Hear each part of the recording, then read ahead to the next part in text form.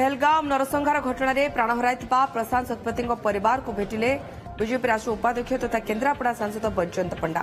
इशाणी गाँव में पहुंची प्रशांत घर को जाई फोटोरे माल्यार्पण कर श्रद्धांजलि जणाइथिले बैजयंत। या परे मृत प्रशांत पत्नी प्रियदर्शिनी आचार्य तांको पुओ झियो और परिवार बाकी सदस्यों को भेटी समवेदना जणाइथिले। या परे रेमुणा ब्लॉक कासियापद मेंढासुल गाँव लोकों को भेटिथिले। प्रधानमंत्री आवास गृह सुभद्रा टंका से पाइछन्ति कि नाही पचार बुझीथिले बैजयंत पंडा।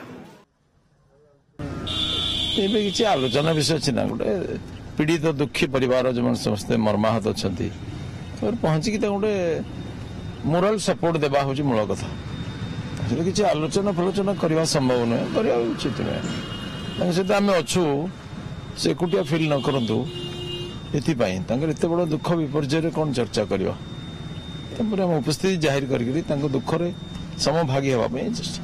ग्रामवासी की भी भेटिले से लोक मान संगे भेटिले जो मान पट्टा घर बाड़ी पट्टा ही नहीं घर प्रधानमंत्री आवास वंचित रही से आलोचना कले। निश्चित आम सरकार से जत्नवान अच्छा भी कहले प्रतिश्रुति देगी।